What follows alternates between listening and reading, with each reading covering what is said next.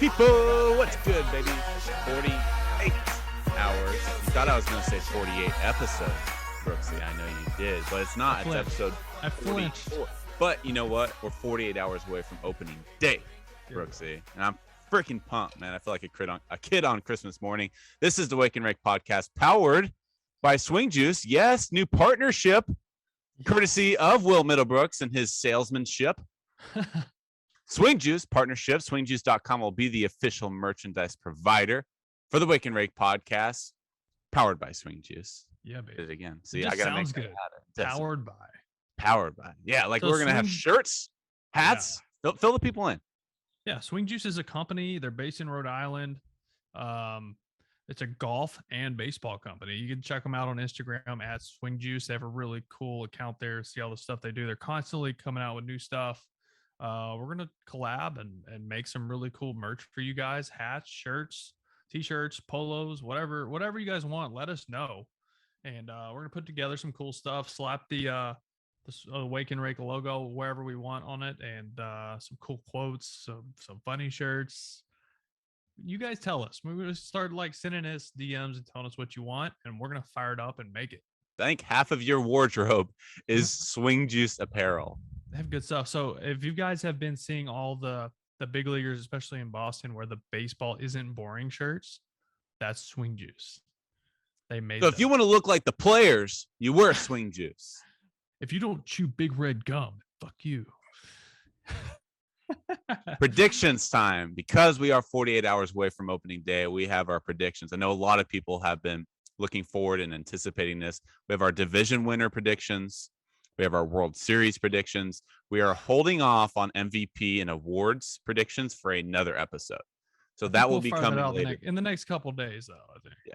I mean, we got 48 hours away from opening day. So we're going to be pumping out content left and right on the Wake and Rake podcast, powered by Swing Juice. You said it. Attaboy. Let's start off with our headlines, Brooksy.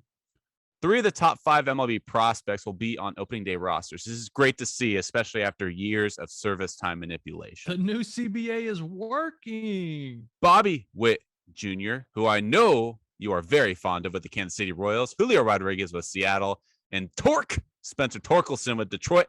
He will be on the opening day roster as well. And then not to mention Adley Rutschman, Riley Green.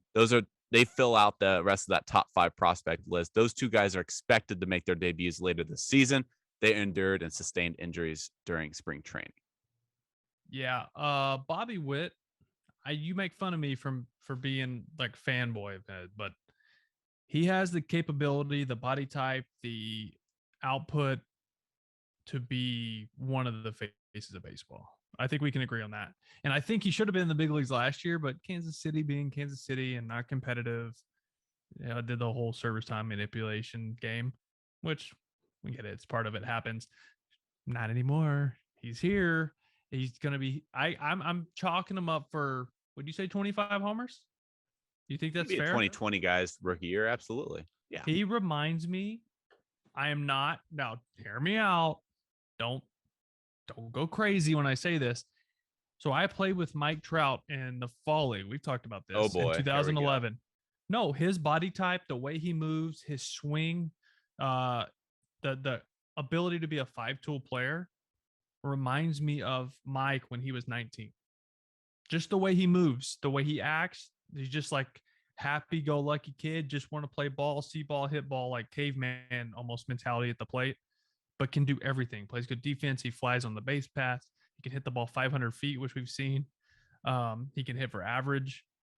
He just reminds me of a young Mike Trout. Now, a young Mike Trout wasn't the Mike Trout we're talking about the last few years, but the ability, I think, is there. I think the core base, because he was a show kid. He grew up, his dad was a big leaguer. He grew up in the clubhouse. I think that plays. We see that in Toronto with Bichette, Biggio, Guerrero Jr., all those guys, they have a mental advantage because they understand the big leagues.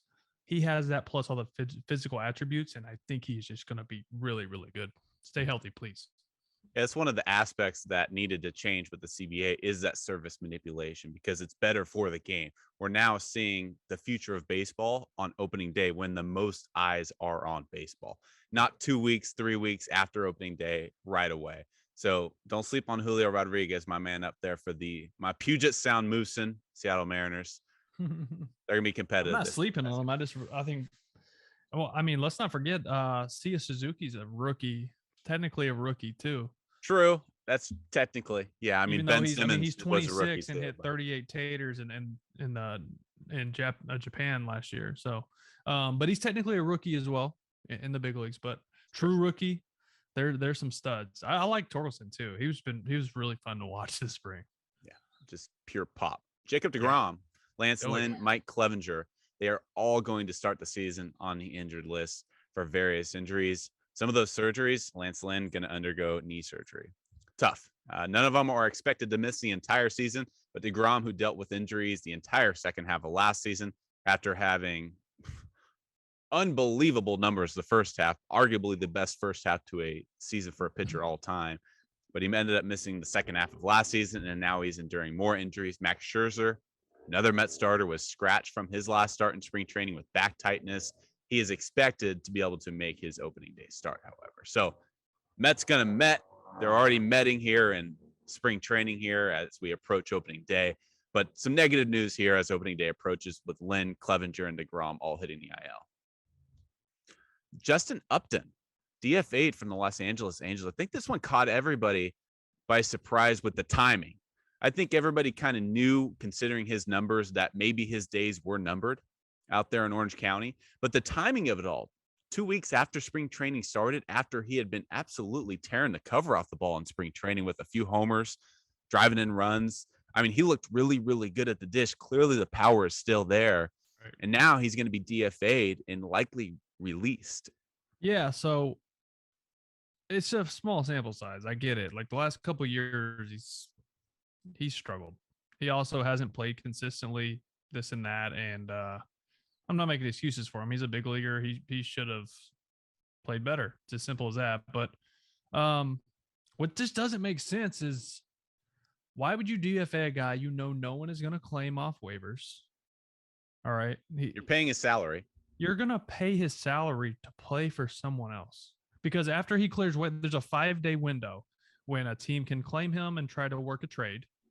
He has a no trade clause, so I don't know how that's going to work. If he doesn't want to go somewhere, he can just say no. It's part of his contract, which no one's probably going to trade for. Let's be honest. No one wants to pick that up. No one wants to give up prospects for someone who's hit 200 the last couple of years. Mm-hmm. He didn't hit 225 against lefties, so he's not really a good platoon guy because he's not good defensively anymore. He's got like a massive negative defensive run saved in the outfield too. It's not good. He would fit a National League DH, but to get back into the logistics and the details of the contract here, after that 5 days, if none of this happens, he becomes a free agent. Any team can sign him for league minimum, so $700,000. All right. If I'm somebody that needs a right-handed bat, regardless of his stats, his ability to come off the bench or platoon here and there and give you some big at bats for league minimum, take the chance. There's gonna be a lot of people come trying to sign him. Boston Red Sox, I think, one looking for a right-handed bat to platoon with possibly Jackie Bradley with lefties on the mound. So something to think about. I don't know. You know Jay up pretty well. I do. He was in your wedding. What was that? He was in your wedding. Yeah. Where's he going? He doesn't know. So we're still in the 5-day window, right, where teams can call or there's a waiver process and they have to try to work a trade. Mm-hmm. No one's going to do that. That's why he hasn't heard from anyone. And obviously no one can talk to him on the side and be like, hey, do you want to sign with us? Like, just right. No one's going to deal with the tampering and all that over someone to hit 200. So he will play for someone. He wants to go. He doesn't want to go home. He wants to play more. He has more in the tank. He knows that. He wants to kind of prove him wrong. Yeah, I don't think he was happy with how things are being handled over there. But neither was Albert Pujols. Yeah, there's a reason. Very similar. There's a reason for that. Yeah, the largest contracts handed out by the Angels since 2010. Trout, it's working out all right for him, although he has dealt with injuries recently. Anthony Rendon, Albert Pujols, Josh Hamilton, Justin Upton, Jared Weaver, and then CJ Wilson. You can pick and choose which of those have panned out and which have not. The last headline before we get to our predictions, because I know everybody wants us to get to the main juice. Oakland A's fire sale continues out in the East Bay. Sean Manaea. What's their payroll? 33. It was updated to closer to 40. Oh, it's going to be altered as the opening day roster is tinkered with, because some of those guys that were making $200,000 in AAA, $300,000, I forget what the minimum is now, but they're actually going to be making league minimum. Gotcha. So it was originally, when they traded Sean Manaea, it was $30 million, $32 million. That was their payroll. The team Garrett payroll. Cole's making like 36, right? Correct. Like Max Scherzer makes 40 plus. That's greater than the entire team payroll. Again, it's going to get tinkered with as opening day rosters are revealed. But as of that trade, when that deal was done, Sean Manaea, who was the highest paid Oakland A, sent out to San Diego. Now it's outfielder Steven Piscotty's $7 million. 7.8. $32 million entire payroll. Again, it's going to change. But Oakland has getting rid of for Oakland fans. Canna, Marte, Chapman, Olsen, Josh Harrison, Chris Bassett, Sergio Romo, like Jake Diekman. The list goes on and on, man. They have gotten rid of Melvin. Bob Melvin. All that's left is the soda machine that they refuse to trade away. And probably that bloodstained carpet in the clubhouse. It is on the trading block, is what I hear, though. Nice. Let's get to division winner predictions, Brooksy. Oh, at the end, I am raw dogging this. This was so difficult for me because, as we know, we're going to have an expanded postseason, which means 12 teams are getting in. You will have 3 division winners on each side, National League, American League, and you will have 3 wild card winners from each side. The tough part is the American League East is very, very tough this year. Dude, it's the National League West is very, very tough this year. Even the NL East. That's right. There's I feel like the divisions are either super tight with 3 teams and they beat the crap out of each other, or there's a clear winner. In my mind, for mine. We'll get to the NL Central, but I think the Brewers might win 105, 110 games because that division is so bad. But first, American League East, which is your division of expertise because you are a NESN. See, I use NESN, not NESN this time. Nice, you're learning. Let me guess. You have the Red Sox winning the division because you're a Red Sox homer, and that's what you do. I do not. Texas Pitmaster. I don't. Wait, what is it? Texas Pitmaster. Make you guess what it is. I'll make you guess what the first letter is. Definitely Pitmaster. We're talking about his shirt, by the way, for people listening on audio platforms. Yeah. Texarkana. I do not have the Boston Red Sox winning the division as bad as I wish I could say that. I have the Toronto Blue Jays. I think this team is absolutely loaded with talent. Young, exciting. Yeah, this is the best division in baseball, but we saw how lethal their lineup was last year, headed by Vladdy, Bichette, Teoscar Hernandez. Well, now they're going to get a full season from George Springer, hopefully. Matt Chapman's there, which he's not. I mean, he's going to hit you some homers. He's there more. He's more of a defensive guy, but he's still going to have some big at bats for them. They're just loaded, man. Like 1 through 9, they can hurt you. Their one issue last year, obviously they had a Cy Young winner in Robbie Ray. They lost him to free agency to Seattle. So I'm thinking, wow, that's a tough loss. And then they bring in Gausman, right? They fill that void with Gausman, Barrios, Ryu, Manoa, who I think is going to end up being a stud. And then their 5th guy in the rotation, Kikuchi from Seattle. Like that's a pretty good. That's an all-star last year. That's sneaky top 3 rotation in baseball. Yeah. Like, right? It's very good. Gausman, and then their all-star, Ryu, loaded. All-star, Kikuchi, their all-star. Bullpen's loaded with guys that aren't household names, but they all throw 97 to 100. That was their issue last year was bullpen. It is, but they also had some guys emerge last year as guys. Merriweather, Nate Pearson. Like they had guys step up that are going to be really good. I think Nate Pearson is actually going to be more of a swing guy, middle, 6, 7 inning guy instead of a starter. I thought he was better out there. His numbers were better out there. I have the division after that. Obviously, Orioles are going to be god awful, and come on. they'll be okay, but they're just not. They're not. They have some guys to win some games. They can sneak up on you and beat you. That's just how baseball is. But the Red Sox, Yankees, and Rays are just going to beat the shit out of each other. It's going to be tough, dude. I do have. We'll get to wild card picks after this. I don't want to get too deep into that. Who do you have in the AL East? Hold on, I want to preempt. Well, maybe even conclude that conversation with. I guess you can just say, like, do you agree? It's the Blue Jays. Oh, I disagree, but I have trivia question because I like making you look like an absolute joke on this show. This is my only chance to make fun of you. I can just get rid of the show if I want. Who would you guess is the longest tenured player on the Toronto Blue Jays?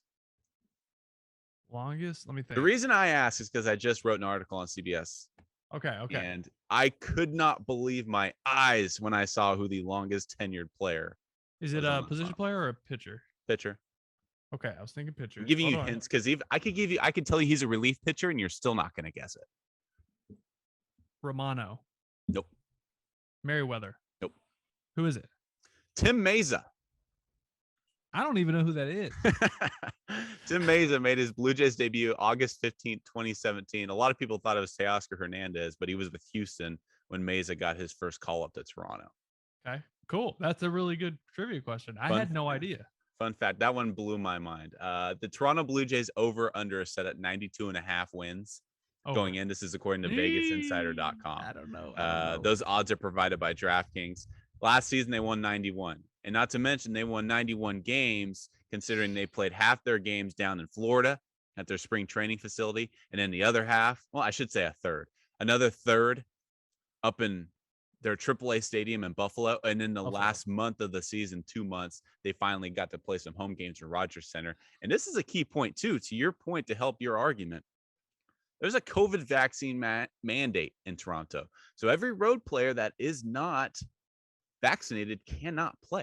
And I'm not talking politics here. I'm not talking about whether you should or shouldn't get vaccinated. That's a home field advantage. And that entire team is vaccinated. Well, like Chris Sale supposedly isn't vaccinated for the Sox. Like if they go out there later in the season when he's healthy, they might have to have a bullpen day or someone throwing short rest. That's an advantage for the Blue Jays. It really is. This is really going to piss you off. My American League East winner, I have the New York Yankees. What the what? You did that just to piss me off. I did.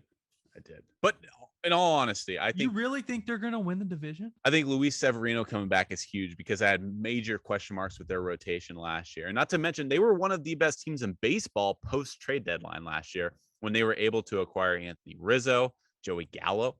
Okay, what is this team known for? Right-handed power who strikes out a lot. Now you have left-handed power that strikes out a lot. I get that. Rizzo doesn't strike out a ton. Gallo strikes out a lot. Aaron Hicks should be expected to be healthy. He's going to give him another power bat in the outfield. And then you bring over. I think Aaron Hicks is my wild card for them. Your X factor. Yeah, that's the word I'm looking for, or the phrase. But I think bringing over Josh Donaldson is another right-handed bat that provides power. And then bringing over a guy like Isaiah Kiner-Falefa who can play all around the diamond, similar to DJ LeMahieu. Maybe not the same level as DJ, but a good player that you can put not only all around the diamond, but out in the outfield as well. They have good players, and a lot of people are questioning their pitching, but their pitching was great last year. Yeah, it really was. I mean, Jordan Montgomery was top. They were top 5 in most pitching categories. Jordan Montgomery is very slept on by people like myself, a guy that doesn't throw all that hard. It's from the left side. It's pretty hard for a lefty for sure. He's 94, yeah. But he came off Tommy John last year, and I was really sleeping on him personally. But he had a really strong season. Now you bring back Sevedy, go along with Montgomery, Garrett Cole, Jamison Tyone. What's the caveat with the New York Yankees? Their lineup. Besides injuries. But okay, that brings me to my main central point of the argument. So Aaron Judge is expected to become a free agent after this year without an extension. If there's not an extension, correct? Correct. When do players such as Carlos Correa seem to have their best, most valuable seasons? Yeah. The year before the contract season. He's due. No, I hear you. I think they're going to be good. I just didn't think they're going to win the division.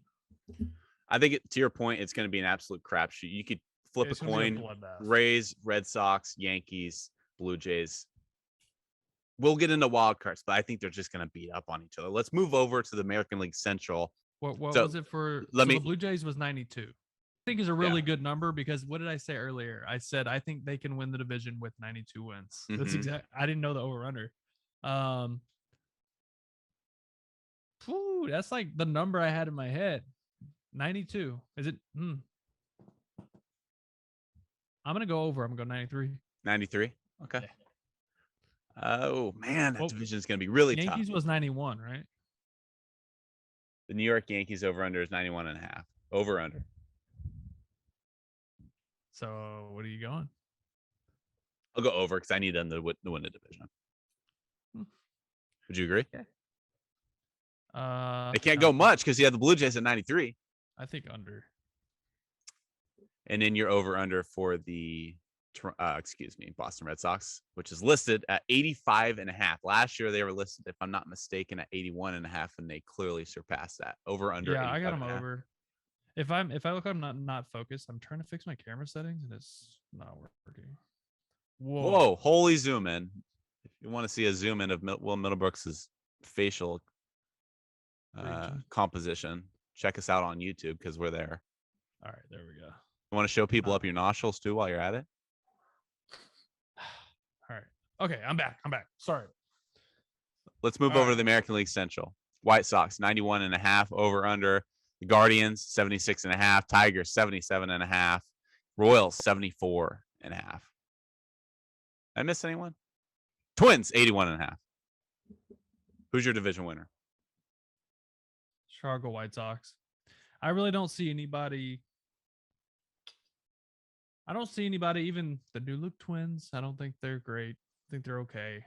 I think the Twins can win like 80 games. I do. I'm going White Sox. I think they win it by like 10 games. Honestly. I think it's a really down division this year. I know that Detroit was making strides last year. I think Detroit is like Detroit could be in second place. But how much are we going to put on the shoulders of guys like Spencer Torkelson or potentially when Riley Green returns from his injury? It's a lot to ask of some young dudes. You know who I think is going to be a stud for the Tigers, and we'll go back to the White Sox? Tarek Skubal. Yeah, he's a stud. Nasty changeup. One of the best changeups in the league. I watched him facing his slider was good too. I watched him facing the Phillies his last start. He pitched today, so it would have been 5 days ago. And I text Reese Hoskins after and was like, dude, was he as nasty as he looks on TV? He's just replied, he's really good. Anyways, the White Sox. Three-headed monster, Giolito. Lynn's hurt right now. How serious is that? Do you know? It's expected to miss up to 2 months from what I understand. Oh, shit. I didn't know it was that bad. Yeah. All right. Well, that changes things. So, okay. I think Cease kind of breaks out this year, though. Everybody's expecting big things out of Dylan Cease this year. He's always been a strikeout guy, but his command he's one of those guys that manipulates the baseball so well. He moves. He reminds me like a Clay Buchholz, who he's almost too nasty for his own good. He has to like try to throw the ball middle to get it close to a strike because everything is moving every which way and it's hard. If he can hone that in, dude, he is giving hitters nightmares. Then the bullpen. Even with Crochet getting TJ. And they got rid of Craig Kimbrell. He went over to Los Angeles in a trade for AJ. Yeah, but in 29 appearances last year, he had a 5 ERA. He got lit up his first game with the Dodgers too. You know why? Here's the thing with Kimbrell. We're getting so off the tracks, but whatever. It's our show. We know the hell we want. Kimbrell needs to be the closer. That's what he is mentally. He wasn't the closer with the White Sox. He will be. No. I said he wasn't with the White Sox. Oh, right. Yeah, so he had, I think, 40 appearances or so with the Cubs and had a 0.49 ERA, 0.49 ERA as a closer. That's his thing. That's his head. He needs those 3 outs in the ninth. That's how he works. He went across town, same air, same food, same everything, different uniform. 8th inning guy, 5 ERA. Mm-hmm. He'll be the closer for the Dodgers and he'll be just fine. He's not going to be at this point in his career. He's not going to be the same guy. I don't think. I think we see him good, not great, but enough for what the Dodgers need. But my point being is he has to be a closer. If he's a setup guy, he's not going to be the same guy. It's mental. 91.5 over under for the White Sox. I'm still going to go over because that lineup is unbelievable. I share the same sentiments with you at the White Sox. I think they're a 95 win team. Adding Paula too to that outfield, you got Luis Robert, who's not to I want to tease our next episode a little bit here, who could be an MVP candidate in the American League this year. It's a teaser for you. Their lineups. You got to be a god if you're gonna dethrone Shohei. To be honest, my opinion. You're right. We'll get there. Let's head over to the American League West because we both had the White Sox. You picked the Blue Jays in the East. I had the Yankees. Out in the West, I'm going to surprise you here, and I want to give you a little bit of a breath here, allow you to catch your breath. I know what you're going to do here. You don't, though. I do, bro. You're so predictable. Go ahead. What do you think I'm going to say? Are you serious? You're going to pick the Mariners to win No. Okay, thank God. No. Come on. I'm not jumping on that bandwagon that much yet, but I am last year. But I am going to go out on a limb and say that the Angels are going to win the American League West this year. No, why do I think the Angels are going to win the American League West? Well, because they have their fans are mean and you don't want to answer to them on Twitter. Oh, no, absolutely not. Their fans are the most toxic fan base on Twitter. That's why you're saying this. You're trying to get okay, not at all. Not at all. Yeah, but they're over under for the Los Angeles Angels, 83.5. I think they far surpassed that. Why? Because I think the division is really down this year, other than the Mariners and the Astros are going to be competitive too. But the Astros, they've lost Carlos Correa and George Springer in back-to-back years. And I know that they made the World Series last year. I get it. But those are two major holes to fill right there. I know you got Justin Verlander coming back. Their starting rotation exceeded expectations from the jump last year. I think that's way too much to put on guys like Jake Odorizzi, Luis Garcia, Framber. That's a lot. And Justin Verlander's coming off injury. He's 39 years old. McCullers just injured right now. So I don't think the Astros are going to run away with that division anymore. The Oakland A's are atrocious. We talked about their fire sale. I think the Mariners make a major leap forward, but there's an opening there in the American League West. And I think the Angels take that opening, and I think they run with it as long as they can stay healthy. You look at that lineup, Trout, Shohei, Rendon, you add in Brandon Marsh into the mix now. You add in Joe Adell into the mix now. Jared Walsh, David Fletcher. That lineup is disgusting. And then you bring in some pitching, finally, thank the heavens, with Syndergaard. You bring in a bullpen, too. You sign your closer back. You bring in guys like Archie Bradley. You bring in guys like Aaron Loop. I'm ranting now, but I think the Angels truly do have a shot in the American League West. They're my winner for the American League West. Fart noise. Wow. Real professional, Will Middlebrooks. They will be better. They will be. I think the division, the A's obviously stink. The Rangers will be better than they were last year. True. I failed to mention the Rangers. It's true. They made some moves. They still just don't have really the pitching. I think it's going to be pretty competitive between the Mariners, the Angels, Astros, and I think Texas is actually, depending on who's on the mound that day, can be competitive as well, because I think they'll be able to score. Their run differential was insane in spring training. It was like plus 37 in 15 games, which is nuts. They were really good. It's spring training. I get it. But I still think the Astros win it. I still think that veteran leadership that they still have there, Jordan Alvarez gonna probably go off. He slips like everyone's mind. He's so good. Bregman's still there. Altuve is going to probably bounce back. I don't know. Kyle Tucker, another guy, Kyle Tucker, we don't talk about enough, who is really good. And then getting JV back in the starting rotation, he'll probably be. Did they name him opening day? He's not starting opening day. They're going to go with Framber opening day, just because of lining up on timing wise. I got you. I don't think they run away with it. I think it's competitive. Their over under is 91.5. Sorry to cut you off there.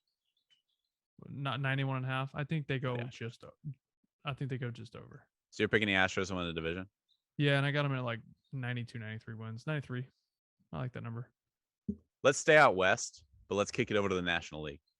Who do you got winning the National League West in 2022? Yeah, I got the Dodgers. I do. I just mind blown. Yeah, exactly. Bold predictions. Once again, super competitive. I think the Padres stick around a lot longer than they did last year. Tatis is going to come back, give them a jump start if they need it. Clevenger at some point. They have like 8 starting pitchers right now. What are they going to do with Chris Paddock and Nelson Lamet? Are they just going to put in the bullpen? I keep waiting for something to happen for Dom Smith, and it's just not happening. It's not going to happen, right? Luke Voigt's a really good pickup too, by the way. They're loaded. They could have a Cy Young and an MVP this year. I'll just say that. Who? Darvish? Oh, sorry. I'm talking about the Dodgers. The Dodgers. Sorry, I was still. Sorry, I in my head I changed gears, but I didn't really bridge that. Yeah, I'm just thinking. Oh, they lost Scherzer, which hurts. But I do think we see Trevor Bauer playing again this year. They'll pick somebody up at the deadline too. Well, yeah, it might be Bauer. But let's not forget about like Julio Urias. He had 20 wins last year. Yeah, he's a guy that could be in the Cy Young mix too. Yeah. We don't talk about him enough because of Bueller and Scherzer and all those guys that have been there. But he's been so consistent. Kershaw, I still think has more in the tank. I think he's going to be good. Not going to be great. Not going to be the legendary Kershaw that we saw for the last 10 years, but he's going to be good. He's probably going to be their number 3 right now. Do they get Dustin May back by the playoffs? That's a possibility because he's at 10 months right now. Normally around 15 months, guys are back. So that would 5 months from now puts it September. So that's a possibility too. And then they lost Kinley, which that sucks. They picked up Kimbrel. Where are you going to get there? Gratterall will be healthy. Gratterall. They have Trinan. They have arms. They lost Joe Kelly, but I think being able to picking up Kimbrel is huge because Trinan is better. Is it Trinan? Yeah. That doesn't sound right. Blake Trinan. Yeah, that's right. I think he's better in the 8th inning setup role, not the closer. I just don't know if he has that mentality. He's really good in the 8th inning. I like him there. They won 106 games last year, but did not win a division because the San Francisco Giants won 107. Isn't that nuts? I forgot about that. Over under is at 97.5 of the Dodgers. By the way, I too have the Dodgers winning the National League West. Much respect to the San Francisco Giants up north, but when you lose Posey, it's a lot of that's a big void. 97.5 over under for the Dodgers. What was Posey's WAR last year? You look that up real quick. You got it. Could you really think it's that big of a difference just because of Posey? His per game WAR would have been top 10 in the league, but he only played 100. Is that because of his position? Yeah, part of it defensively too. He's a 3.5 WAR last year, according to Baseball Reference, but he only played 113 games because he's a catcher. Right, I get that. And Joey Bart's the truth, by the way. Joey Bart's gonna. If you want anybody filling those shoes, it's gonna be Joey Bart. Swing's nasty. What was the over under for the Dodgers? 97.5 for the San Francisco Giants. It's set at 85.5. Again, these are according to 85. So they're basically saying last year was just a fluke. Man, I'm gonna go under. I think it's like 95. Okay, and you have. I think they win. I think they win the division with 95. I just think you said this earlier too, which is a good point. I don't think Colorado's going to be terrible. I think they're going to play some guys tough, especially there at Colorado. You go to Colorado as a visiting team, it takes a day or two to get used to that altitude. It's hard to play there the first couple of days. They had the 3rd best home record in baseball last year. I know it's Coors Field. I get it, but it's hard to play there. No. That's not because of it's Coors Field. Like both teams have the advantage of the altitude there. Yeah. It's the way you feel when you come in there from Florida or somewhere closer to sea level, and then you're playing on Mount Everest. And no, it's hard, man. Your body feels like shit. You're sore, you're dehydrated, you can't drink enough water, you can't sleep because you're just like pounding headaches. That's real. Like your curveballs don't break as much. So it's for the pitchers, it's hard. The altitude makes it the balls slick. It's hard to grip them.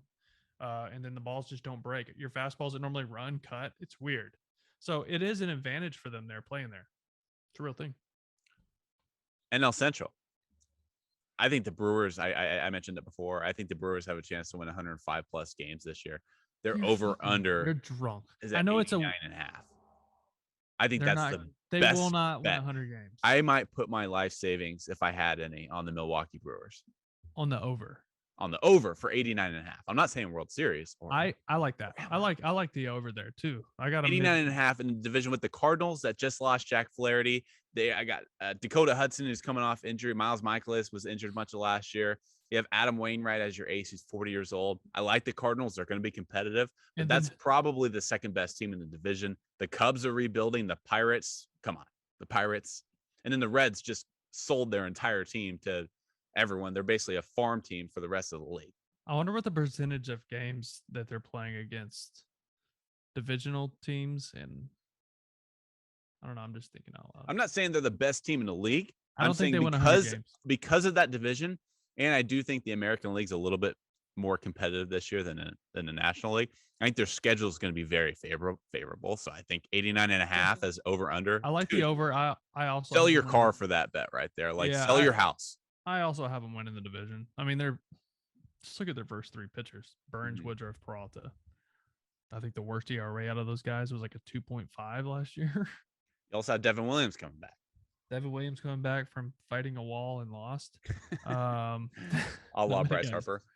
Not many guys win that. Josh Hader still there. They picked up their offense stunk last year. Yelich is their X factor for me for sure. He is, and he puts them over the edge. Andrew McCutchen, Hunter Renfroe, and the Jackie Bradley trade. I think Hunter Renfroe is still going to hit 30 bombs. Good outfielder. Yelich, he has to bounce back. If you look at the side by side OPS plus between Bellinger and Yelich, I think I sent you this.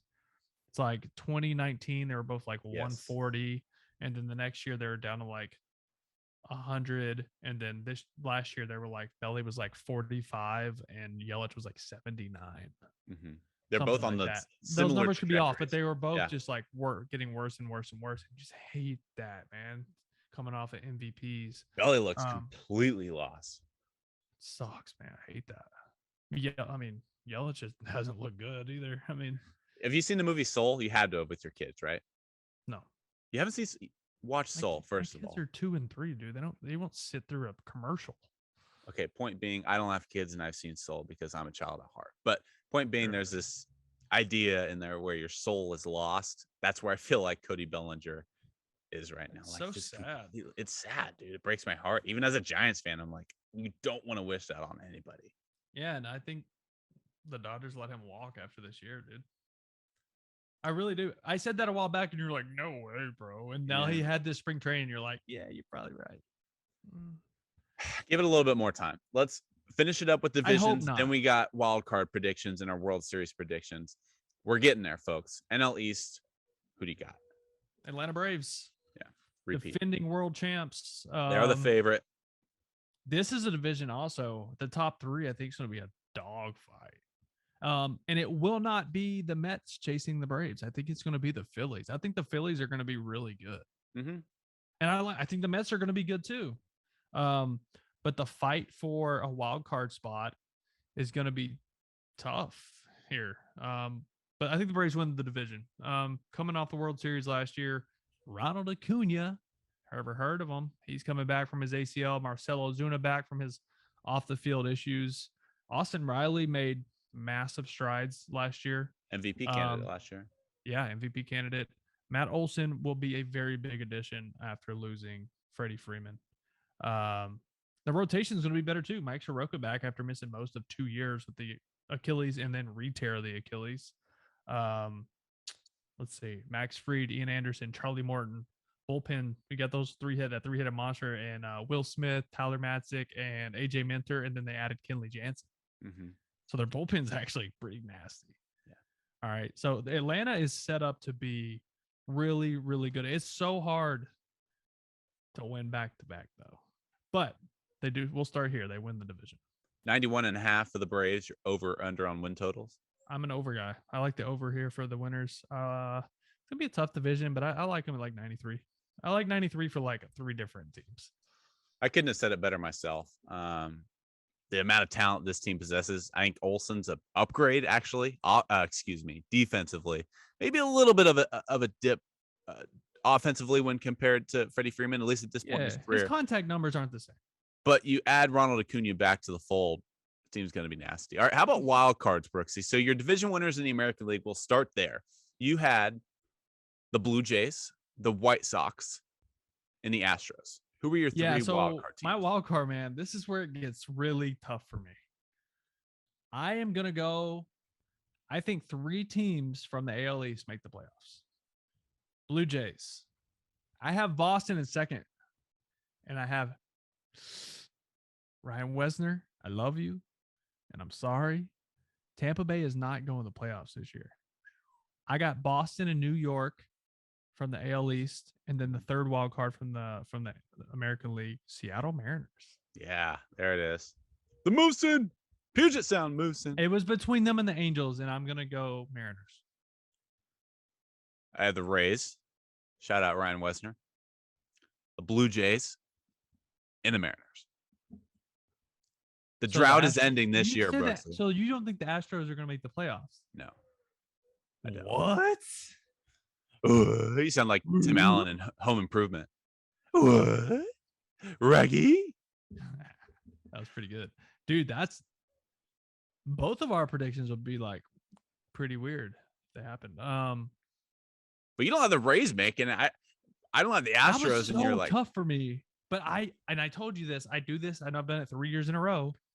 I'm looking at the Rays and looking up and down. And I'm like, there's no way. Like there's no way. There's no way they can keep pulling this rabbit out of their hat. And I think this is the year. Hear me out. I think this is the year it doesn't happen because the rest of the division outside of Baltimore got better. I think teams are bridging the gap in the massive advantage they had analytically. Mm-hmm. Teams are figuring it out. Who worked there and now works for the Boston Red Sox? Chaim Bloom. All right, so teams are going to start bridging that analytical gap all across the league, not just in the AL East. And other teams are spending money and adding talent.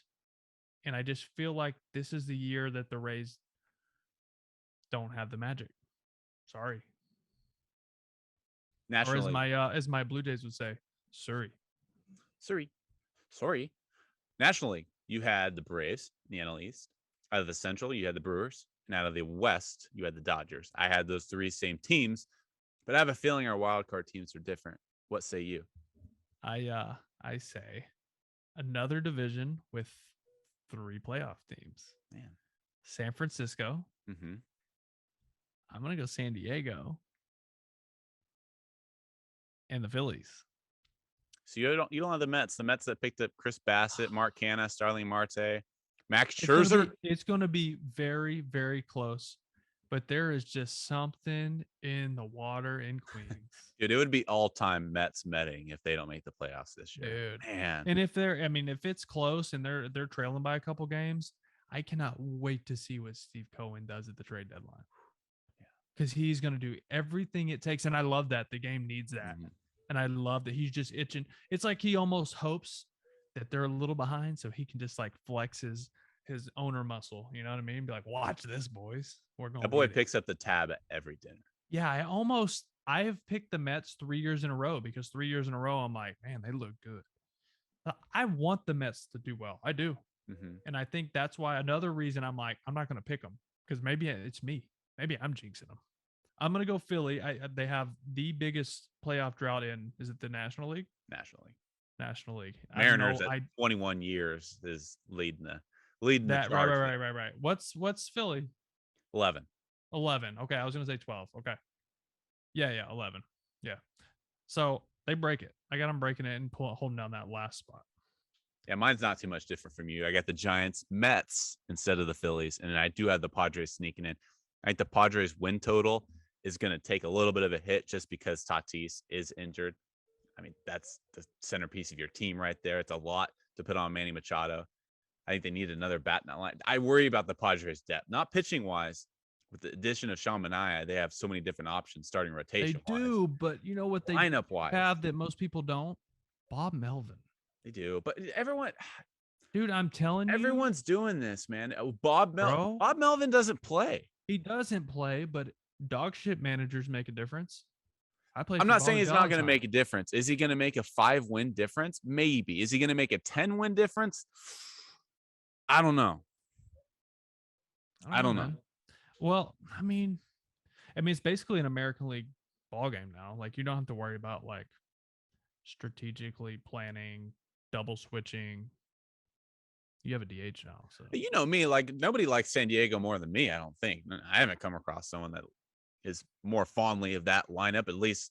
Right. Last year I had him in the World Series. That didn't happen. I like San Diego. I just question their depth. Let's move on. We're already running long. What I got what? What depth do you question? Jerkson Profar in left field. Hassan Kim is playing shortstop right now. I with thought you were talking injured. about their pitching. I was like, they literally not have pitching. 14 starting pitchers. Pitching wise, I love their pitching, but bullpen wise, it's kind of maybe Paddock can become a really good bullpen. I was going to say they have guys they can put out there. Emilio Pagan really struggled last year in the bullpen. Yeah, really struggled. Yeah, I don't know. Oh, you know what I'm thinking? Sorry, you made me think about it, and this is a good point. And then we'll keep going. Teams that have an overabundance of starting pitchers and are able to use them in the bullpen, the first month or two in the season is going to be such an advantage, man, because short spring training means the most important people on these teams are the guys who can get 6 outs in the middle of the game. Mm-hmm. Because a starter can only go 4 or 5 innings because short spring, they're not there on their pitch count yet, this and that. They got to bridge the gap to the back end of their bullpen. If you can't do that and you're just putting in mop-up guys in those spots where you need 6 outs, that's where you're going to lose games. So these teams like San Diego, who are able to have guys with length in the bullpen like that with options, are going to be successful. You made me so happy there because I was a bridge guy in college. You just basically complimented me and you didn't even know. I was wondering why your cheeks were turning so red. That's cool. So thank you. Let's move on to our World Series predictions. The big one that everybody's been waiting for. Who is Will Middlebrook's 2022 World Series prediction? Who do you have in it and who do you have winning? This is pretty chalk, but the Dodgers from the National League. And then let's get the Blue Jays in the World Series. Not your Sox. You're going to get fired from Nesson within your first Nah, week. That's okay. I'm realistic. The Sox lineup is unbelievable. They're better than they were last year, and they were top 3 offense last year. But there's some question marks on the pitching staff with Chris Sale hurt. I can't. Blue Jays I want to. I hope I'm wrong. I love the Sox, and I don't just say that because I work for them. I loved them before I worked for them. But the Blue Jays are the real deal. And I really would love to see that for that city, for a young club, to see a team of young guys win this early in their careers will just send some of these guys into orbit. Mm-hmm. Like some of these guys are going to overperform the rest of their career just because of the confidence they would gain from this year if they were able to get to the World Series. I have the Dodgers winning the World Series. Yeah. Pitching wise, probably a little, you give them the edge. Yeah. White Sox. And the flexibility at the trade deadline with the money they have, the prospects they have to make moves at the deadline if they need to. Toronto's not afraid to spend either, though. I mean, they've shown that over the last couple of years for sure. No, you're right. Who do you got? White Sox, Brewers. Does it change? Well, does the Lance Lynn thing change your mind? No. Lance Lynn's going to come back. He'll be there by then. The weak division, like they'll get through. Yeah, you're right. He'll be there. I think Luis Robert is going to be I said that kind of funny, didn't I? Luis Robert is going to be in American League. Luis Robert. Well, they asked him, how do you pronounce your name? And he says it's Robert. So it's kind of like Robert. I just don't roll my R's. Cool accent. Yeah. Luis Robert's going to be an American League MVP candidate. That rotation, Giolito's going to bounce back. Lance Lynn, when he comes back from injury, Michael Kopech. Oh boy, he's going to be a start. He's going to be their game. Well, now that Lynn's out, he's probably going to be their third starter. But so they're going to go with Giolito, Cease, then Kopech. That was announced today. Okay, that's going to be their first weekend start. So their starting rotation is really good with the addition of Kendall Graveman for the bullpen. Got guys like Aaron Bummer, Liam Hendricks. That bullpen is going to be very, very strong. Yeah.